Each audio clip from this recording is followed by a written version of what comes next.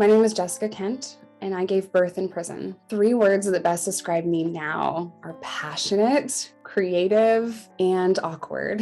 3 words that described the old me are angry, lost, and broken. I grew up in upstate New York, and my parents were separated before I even remember them being together. I grew up in Section 8 housing with my mom. She was very, very poor. When I was 13, I was getting into a lot of trouble. I was in a history class or an English class, and I was being bullied for the clothes that I was wearing. And I threw a book at this girl, and she told on me for throwing the book, and I got sent to detention. I wanted to be anywhere but in that classroom, so I did not care. And I went to detention, and I met someone there, another girl that was very different. I guess you would call her emo or goth now. Her and I were talking, and she invited me over to her house after school, and I thought, I have a friend. Like it was nothing. She just handed me a beer out of the fridge. And I'm shy, I'm introverted, I'm awkward. I remember drinking that beer, thinking it tasted disgusting, but I felt good. I felt warm, and I didn't feel like I was awkward. And I thought, this is the answer for being socially awkward,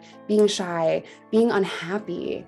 I was told to say no to drugs. No one talked about beer at your friend's house that your friend gives you. I was so young that I didn't put it together, but that was my first start into alcohol. Quickly after that, I started going to parties with my new friend. And at parties, I was introduced to cocaine and pills and weed, and I loved that world. I was very quick to say yes to all of those things. I felt good, even just for a second, and I just wanted to feel good. I just wanted to be happy and not awkward and not shy and not feel alone. I wanted to feel warm. As good as it feels at first, it feels horrible very quickly after. So all of that going on, my mom finally said, I can't help her. I need help. She is out of control and she's scaring me. And she reached out to my dad and my stepmom and just said, help me. Moving in with my dad and my stepmom helped. It was kind of a band-aid though. So at first I didn't want them to kick me out. I wanted to stay there. I wanted stability. Over time, I slowly started to do the same things I did before. So I was placed on all different kinds of things. I was in drug and alcohol counseling. I was in therapy. I was on inspiration through the school. I did not care about what other people wanted me to do. I just wanted to do whatever I wanted to do. And I knew that if my dad and my stepmom were fighting with each other, then they weren't fighting with me. And after a while, I caused chaos in their home. I caused chaos in their life and in their marriage.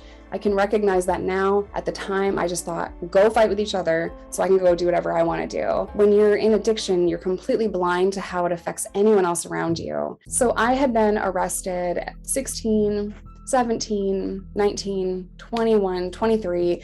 I've been arrested many, many times. It's my first charge was criminal sales of a controlled substance. Looking back now, as a mother, I see the weight of that. I see how serious that is. I left upstate New York with felonies pending for grand larceny, false written statement, false police report, conspiracy to commit armed robbery. And I went on the run from that. I was actually innocent of that. But I went on the run, found my way to Arkansas, and was rearrested in Arkansas for possession with intent to deliver methamphetamine, delivery of methamphetamine, and simultaneous possession of drugs and a firearm. It was almost like a relief. I was on the run from charges. I was broken. I was sick. And being arrested, it was almost like I could finally take a deep breath. Shortly after I had arrived at the jail, the drug task force wanted to interview me because my arrest was a little bit different. There were undercover officers on scene, and I thought they were being very dramatic. The task force wanted to know where the meth was coming in from. They had pictures of me selling meth from inside my car. They had audio of me. They had a lot of evidence. I want to say a couple of weeks went by, and I was barely awake for most of the time. I was sleeping. I was trying to eat the jail food. I went to the nurse's station, and the only thing I remember is the nurse coming up to me and saying, well, that's why you're sick. It's because you're pregnant. You can go back to your cell now. And I thought, excuse me now. You mixed me up with somebody else. I'm not pregnant. I was in such denial of it. There's no way. I know how to go to prison. I can do this. I can't go to prison pregnant. And I went back up to my cell and laid back down. And one of the officers comes up to my door shortly after and says very loud, Kent, we're moving you. I thought, why are you moving my cell? What's going on? And again, very loudly, this officer says, We have to move you downstairs because you're pregnant. Now, everyone in this jail now knows that there is a weakness. There's a way to hurt me. There's a couple of people in this unit that don't like me. So I moved cells. I didn't know how to be pregnant. I'd never been pregnant. I didn't know what to do. I didn't get extra anything. Not that I wanted extra privileges, but food was probably important. I didn't even know if I was okay physically, mentally, nothing. My first offer for a plea agreement was 20 years in prison. I told them, no, I can't do 20 years in prison. This is insane. And I fought my case for 6 months in the county jail. And they offered me during that time another deal of 10 years, but I still said no. I can't sign 10 years. 10 years means I will never know this baby. After 6 months, they came back finally with 5 years in prison, 15 suspended, 40 years exposure. All of that other stuff outside of prison is just an aggressive way to say that if I commit another felony, it's not looking good. Well, at 6.5 months pregnant, I'm transported to prison. I knew that my daughter would inevitably go into foster care. I was trying to prepare myself for this. You're not getting your daughter back is what the women in prison would tell me. And I think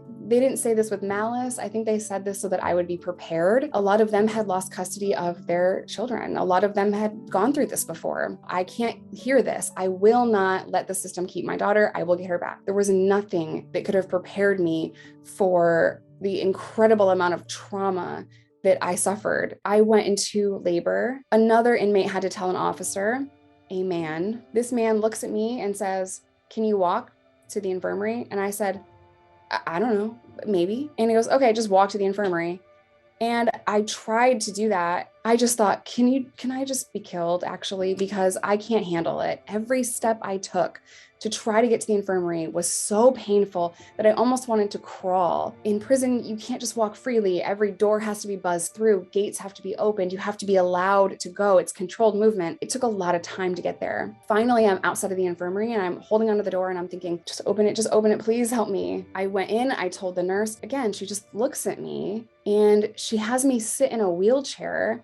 There's like a puppy pad underneath me because my water hadn't broke yet. So I guess if my water breaks, it doesn't make a mess. I was sitting in this wheelchair for hours, a first-time mom, terrified, holding onto the wheelchair, grinding my teeth, trying not to scream. All I thought was, I just want to call my mom. Finally, I went to the hospital after shift change because the night officers didn't want to deal with it. The morning officers took me. An ambulance pulls up to the prison. I get in the ambulance. I get to the hospital, and that is the last time that a medical professional really talked to me. The nurses at the hospital were swishing around me, talking to the officers. They barely made eye contact with me. They didn't make me feel comfortable or welcomed. They made me feel like dirty, I guess, like I wasn't even there. Like I was just this thing. I mean, I didn't even feel like a human. Eventually, I was able to get an epidural. My daughter was born while I was in chains. It is protocol that all inmates in hospitals are handcuffed, shackled, restrained in some way. My arm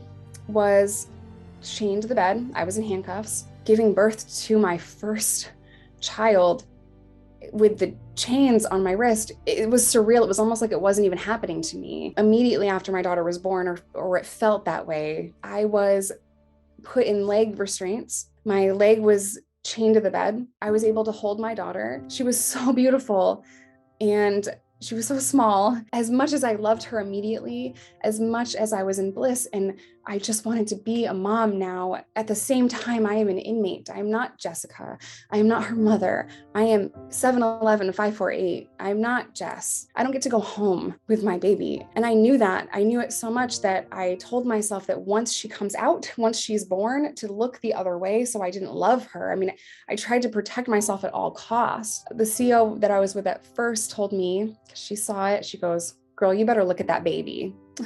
And I did. And whew, you fall in love instantly. I was with my daughter for 2 days in the hospital. I was also chained to the bed for 2 days. I didn't walk around to properly heal. I didn't have much food because I couldn't eat. I just wanted to stay awake. I refused pain medication because I didn't want to be drowsy. And anytime they tried to give me something, I made sure that I was questioning it because I was so scared they were going to give me something that made me go to sleep. The guards are talking about leaving. It's time. I have to go. My daughter's going into foster care. I'm going back to prison. There was no easy transition for this. There was no, okay, Jess, this person's coming. This is her name. She's from DHS or foster care or whatever. No, there was none of that. No one told me where she would go, if she was even going to be safe, nothing. They said, Kent, it's time. I can't just say, okay, let's go. I wanted to protect her. I would have done anything. Like, mama bear instincts are real. I would have burned the building to the ground if it meant I could save this baby. I would have done anything to stay with her. It was something I'd never felt before. And I was holding on to the bassinet and she said, Kent, don't do this. Let's go. And I said, no. As an inmate, you don't tell a guard no. They take it basically as a threat. They take it as she is going to do something to harm herself or us. So I was holding onto the crib and I said, I'll be back for you. The guards grabbed me from behind, threw me into a wheelchair, restrained me as fast as they could, and they flew me out of this room, down this hallway, into an elevator. People are staring. It is an embarrassing situation. They take me out of the hospital, essentially throw me into the prison transport van, take me back to the prison. And the whole time I realized that this baby is alone in this room. And I don't know who's going to get her. I don't know what's going to happen. Just a few minutes into the ride with these officers, they're talking about what they're going to have for lunch. It is a normal moment for them. No one's talking to me. No one's asking me if I'm okay. Ken, I'm sure that was really hard. I'm sorry, we just had to get you out of there. Nothing. And finally, I woke up one morning and I thought, what are you doing? Why are you just in this bed? Get out of this bed. You have to figure out where Micah is. You have to take parenting classes and you have to try to get time off your sentence. Like, get out of this bed. I did exactly what I said. I signed up for every class I could possibly sign up for. I called my mom and just sat there and cried on the phone with her. I don't even know how she could afford all these prison calls, but she made it happen. There would be times where I would just call my mom and just cry. I didn't physically see my daughter until she was 6 months old, and I saw her for 15 minutes at a family court hearing that I was transported back to. I was released from prison a year and a half later. I got an extension from the judge. Usually after a year, you lose custody if you are not working to get your daughter or son or daughter back. I was in prison for the year, so the judge granted me an extension. I was released and I was released homeless. I was living in a halfway house. I had no birth certificate, no driver's license, no ID, no social security card, nothing. I got 2 minimum wage jobs. I saved money for months and I got a really, really crappy duplex, which I was so proud of. And it didn't have a refrigerator when I moved in. I assumed there'd be one, so that was an obstacle. And there were tons of these little obstacles along the way. And finally, about a year after I was released, after doing everything, psychological evaluations where I was diagnosed with PTSD, parenting assessments and child abuse testing to make sure I was not a threat to my daughter, which I assume is standard, but I took it personal. Finally, after a year of this whole process, I walked into court. Micah's in a very cute little button up. I'm in my court clothes and I'm thinking, this is the moment. This is the moment. We've been waiting for this. And I'm looking over at Micah, who's just eating goldfish, and she's being so cute and she's so sweet. And she just doesn't realize that this is the moment that I've been fighting for since even before she was born. The judge looks up at me and says, I'm not sure I've ever seen someone work this hard. I'm very impressed. She goes, unless there are any objections, I have no problem with granting you sole legal custody of Micah. And I just stood there frozen. I can't believe that I just did that because I should not have just done that. I mean, I was homeless when I got out of prison and I'm standing there, I'm frozen. And I said, okay, I can go. And she says, yes, you can go. Best of luck to you. And I scoop Micah up and I basically run out of this courtroom. And in the hallway of the courthouse, I fall and hit my knees and I hug my daughter and I'm crying. And I can't believe that I just did this. And I told Micah, we did it, girl. We did it. And she just wants ice cream. She doesn't understand what's happening. She's a toddler.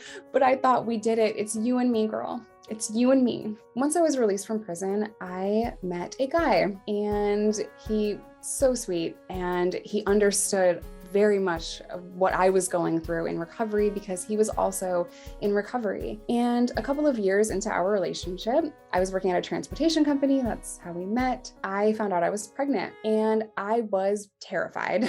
I don't know if I can do this. I have to do this. I want to, but I don't know if I can. The minute my second daughter was born, all of that went away. I say very often that Micah saved my life.